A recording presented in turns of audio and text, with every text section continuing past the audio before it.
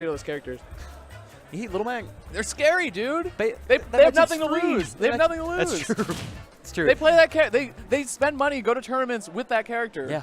They have nothing to dude. They're throwing money at you, and then they're gonna punch you in the face for it. They're like, "Oh, you play $5.99? Well, so scary, dude. I'm gonna make you suffer for it." But in the meantime, here on to Starterville, ESAM versus Rich Brown. And we're going to see, you know what, a huge thing in this matchup is going to be how Rich Brown uses the Shadow Ball. It's going to be such a big thing against Pikachu. You know, the small hurt box of that character. You're going to need a charged Shadow Ball to catch him. Yeah, you're not going to get the initial hits that you normally would see. Something that's kind of a tried and true of Rich Brown's is neutral is the fact that he's going to throw out those little itty-bitty Shadow Balls for the most part. One thing I'm also interested to see is if Rich Brown gets outside of True Thunder ranges, if he's going to go for that Reflector. Because that's going to be a big one, too. Like, if they're both starting to get towards high percents, he might be able to get a sneaky kill with that. Like the power shields from both these players right now, showing how familiar they both are with this matchup, actually.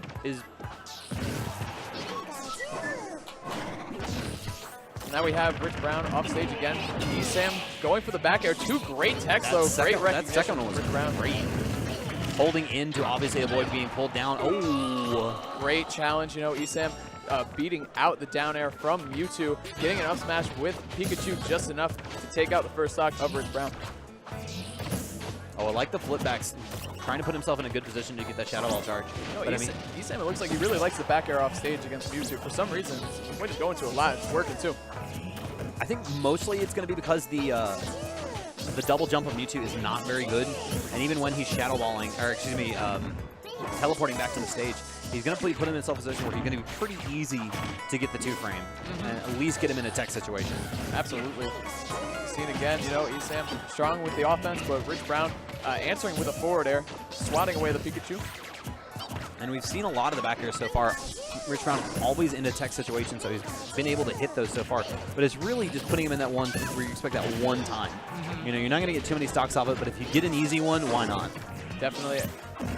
Rich Brown started using down tilt a little bit more in this matchup, which I really like. Trying to catch Pikachu, you know, on the ground. It outranges a lot of Pikachu stuff, too. It's just going to be a good thing. Rich Brown, and it converts into forward air, so see what Rich Brown can get out of that. Down tilt, he can find something. Tiny shield, but I mean, Rich Brown not really committing too much into an advantage state there after he does force him into a pretty bad option. See Rich Brown. He does land the Shadow Ball on the shield, does a lot of damage, but you know, not enough to pop it or anything. So now Rich Brown going to be hunting for the kill. Let's see if the up throw, almost enough, but not quite. Good DI by ESAM. Yeah, that one seemed to touch early there, and he's really just putting a lot of pressure right now on Rich to, like, you just get this stock off. Like, it's really, you know, you don't want to take too much damage. Mewtwo, not the heaviest of characters. Right. He might be dead from this. Going for the thunder. Opposite side, though. Nice. I like that use of teleport right there by Rich Brown, but ESAM traced him back onto the stage, is going to be able to take the second stock of game one, take a W for it. ESAM 1-0 right now over Rich Brown. And that falling fair, not always true in a lot of scenarios. You can usually jump out of it.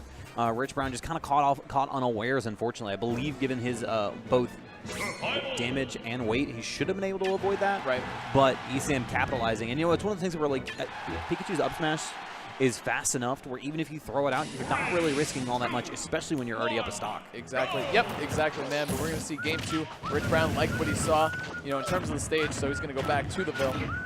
Yikes. ESAM deciding that you're not allowed to play the game for the next about 10 seconds or so as I do this damage. That's one of the more frustrating things about Pikachu is, like, it's similar to Sheik in the sense of, like, once that initial hit happens at 0, you just basically put your controller down and watch for a little bit because you're not going to drop that. Yeah, it's really scary too, especially with Mewtwo, the big hurt box, plus you're a glass cannon with your weight. So once he hits one up tilt, that's a lot of your stock potentially gone. You know, 52% is nothing to, you know, nothing to stick your nose at if you're a Mewtwo player, you know? No, especially like if that forward smash had hit, that's a dead Mewtwo. Okay. Like I went, Rich Brown went right to the stage there, not messing around the ledge, does not want to contest ESAM off the stage. Okay. Right. Ooh. Trying to get a little bit cheesy with that one. Great Shadow Ball, but better retaliation there from ESAM. Up throw, gets the thunder, and it's going to be the K off the top. Yep. Really good stuff from ESAM. And then I love how he goes under the stage to avoid the invincibility off the Angel platform. Really just smart stuff from ESAM. It's so crucial. As you can see, it's paying off big time. Not only do you wait out the invincibility, but it like sends a message to your opponent like, hey, you're going to have to chase me. You're going to have to come get me. And I really like that. There's no freebies in this one. ESAM looking for a lot of these forward smashes. Can't find them. Rich Brown's so good at teching that back air, actually. I think he's 3 for 3 with them so far. Down tilt. Nice. The turnaround back air. Going to catch ESAM, taking a stock away from him in this game, too. Yeah, definitely a better scenario than we're seeing from game 1. ESAM really just played the keep away game for so long. Yeah, man, it's going to be so important for ESAM to do as well. I think that's where Pikachu, you know, he does really well in the matchup, staying away, but then picking a good spot going in, following up Mewtwo's, you know, big body and getting all these combos on him. And we've seen a little bit of maybe some flubs, maybe just some accidental movements from Rich Brown earlier in the match where, you know, he would do something in the opposite direction even though it was clearly intended to go one way. You know, something that he's going to have to clean up in the middle of this match if he wants to make this a competitive set. This is a best of 5, but I mean, ESAM with momentum is very difficult to deal with. Absolutely, man. Plus ESAM, I think. Oh, yikes. Thunder, that's going to be it. Another up throw Thunder. And that was really good positioning on that. You saw ESAM crawl back just a second to bait out an option from Rich Brown and immediately burst in to get that grab Thunder. You know, really, really good. It just really seems that ESAM has just been one step ahead of Rich Brown this entire set. I totally agree, man. And that's going to be the hard thing about playing against a character like Pikachu, who's so tricky, so hard to hit. You know, if you're playing from behind too, you have to have this mental like fortitude of like, I can't overcommit, I can't chase after him. It's going to be so hard to catch him. I got to chill and find some openings. I'm curious if we are going to see that change because, you know, Rich Brown, one of the more patient players in the current meta. You know, we talked about it earlier about how he likes to go for those baby shadow balls, but when you're getting just these initial hits in, and it's just so hard. And ESAM again off to another great start. I like the way that he gets the initial damage. Like he's set the tempo of the match pretty much every time we've seen them play. Okay. Using those T-jolts to control where Rich Brown is allowed to go, creating that airspace blocker where it's just, now you can't go here, now you can't go here, what are you going to pick? And once you pick it, I'm going to be in position to put a hitbox in front of it. Definitely, again, we're seeing Rich Brown off stage. You know, he's going to use the up air to retaliate, but ESAM, he's going to take the hit and then do some more himself. All right. Quick attack, nice. I like going for the jab right there, too. Rich Brown dropping shield and getting caught by it. First time we've seen it all set, too.